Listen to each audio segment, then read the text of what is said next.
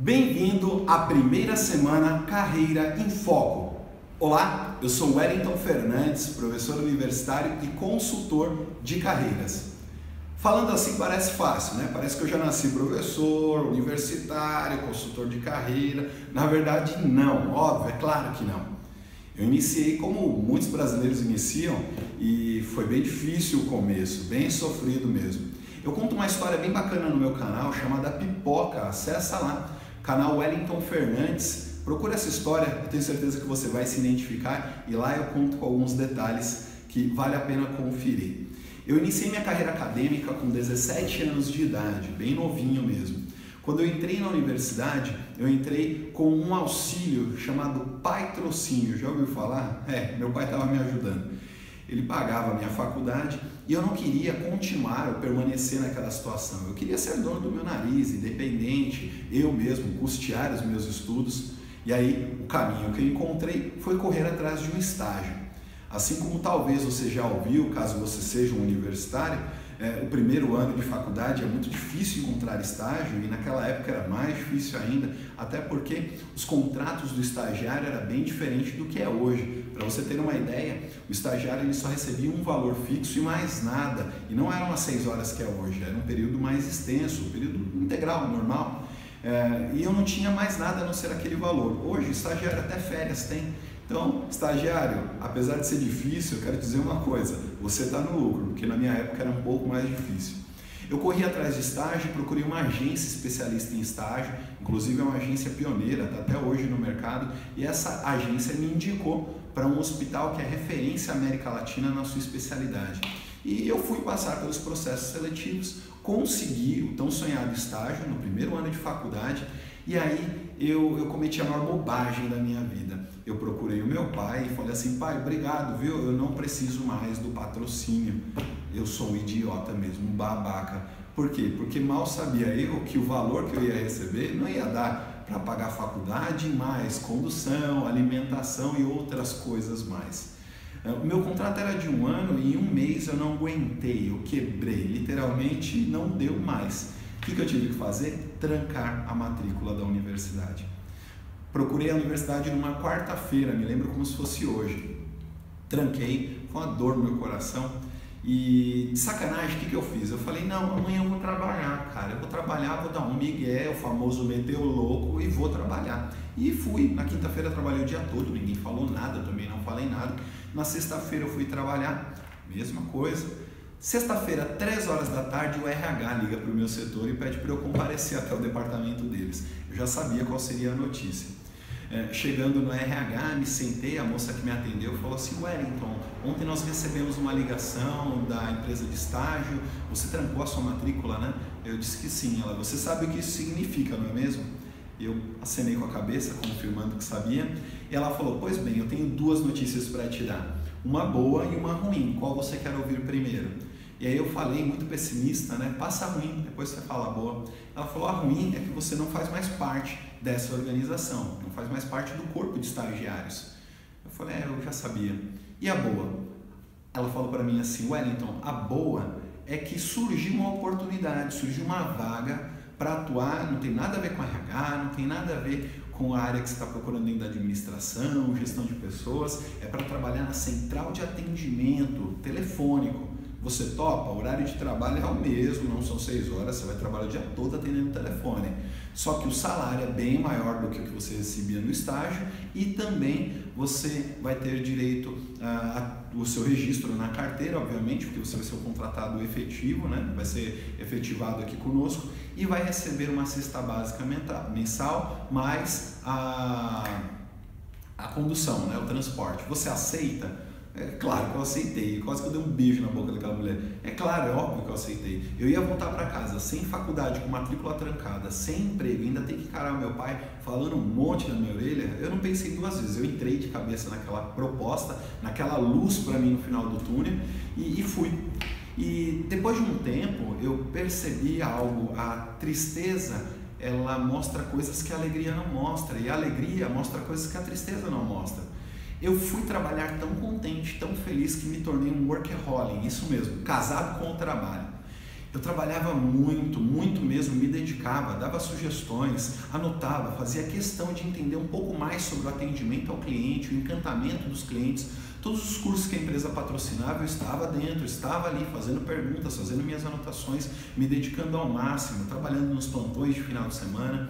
E era muito estressante, pegando condição lotada, comendo marmita, às vezes fria, às vezes comiam a minha marmita, às vezes a marmita sumia. Eu tenho uma leve crença aí que algum extraterrestre abduzia às vezes o marmiteiro e levava algumas marmitas com ele. E passei alguns perrengues, mas continuei naquela empresa me dedicando, trabalhando, enquanto as pessoas que estavam à minha volta viviam reclamando que era ruim, que não dava certo, que era muito tempo trabalhando no telefone, e só reclamação, só chorumelas. E eu sempre motivado, alegre, até meio que fora do comum, porque a alegria me proporcionou um outro olhar, um outro ponto de vista, um outro ângulo. Foi aí que a empresa começou a reparar um pouco mais em mim e eu dando algumas sugestões, na grande maioria das sugestões que eu dava, a resposta era não, não era possível, não dava.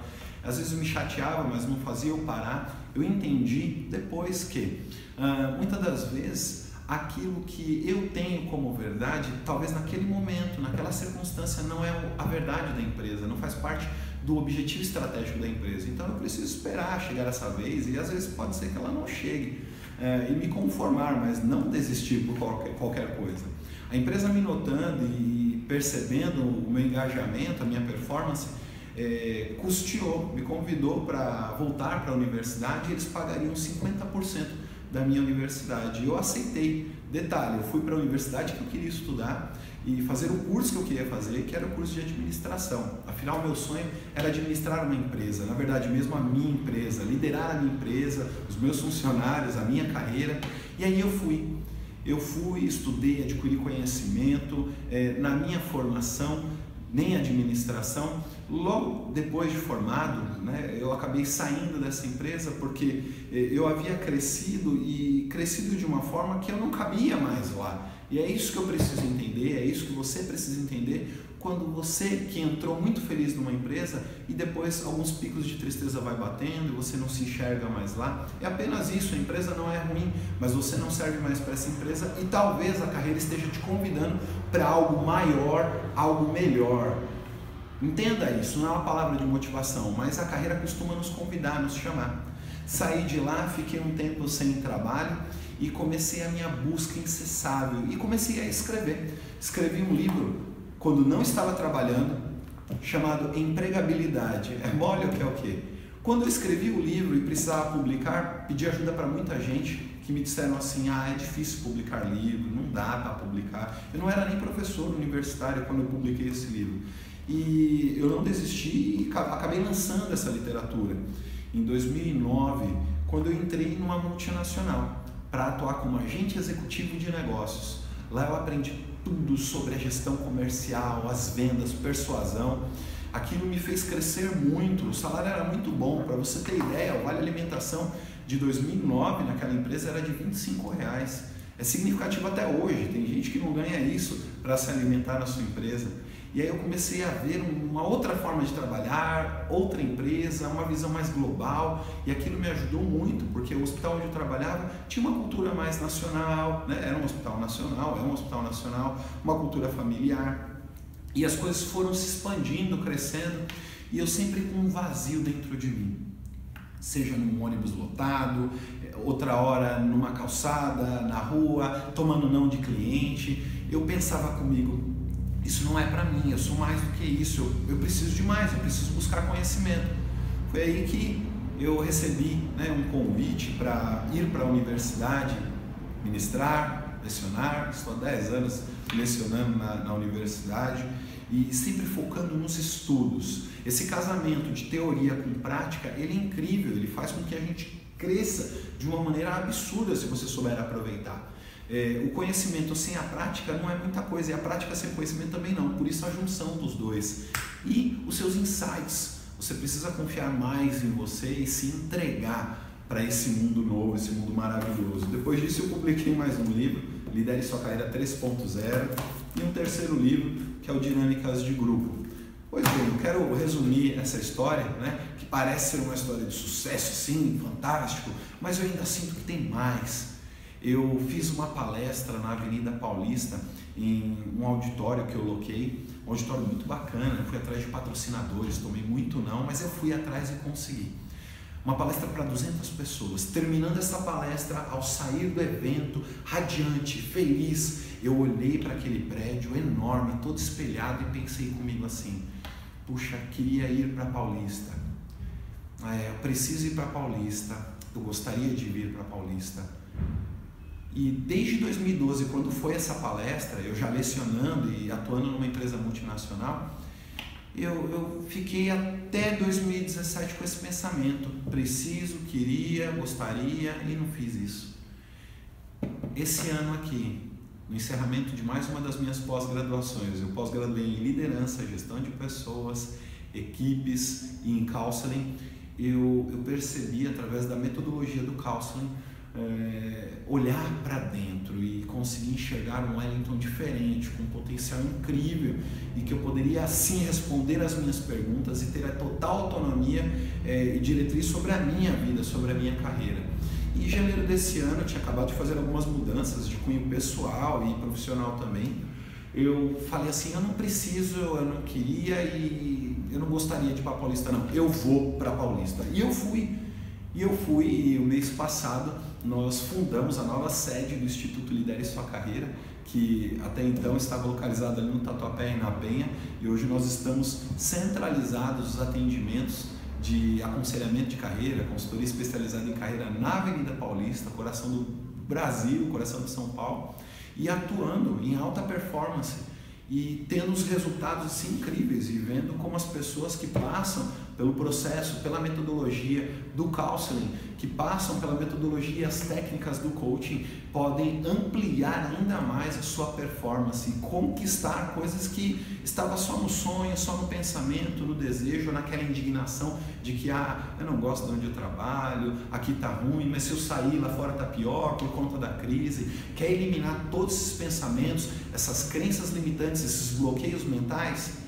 Bem-vindo à primeira semana Carreira em Foco. Essa semana nós vamos trabalhar com gatilhos mentais e com certeza você vai mudar a sua forma de pensar. Parabéns pela sua decisão, parabéns pela sua inscrição. Continue comigo nesse vídeo, você vai ouvir um depoimento incrível e eu tenho certeza que vai te ajudar também, tá? Essa semana de 18 a 22, vídeos serão postados com assunto, com bastante conteúdo para você mudar essa chave aí na tua cabecinha e você partir dessa para melhor, com positividade, agregando na sua carreira, na sua vida pessoal, acadêmica e profissional, tá bom? Lidere sua carreira, um forte abraço e até amanhã. Continua comigo. Carreira, para mim, é um livro vivido da nossa profissão.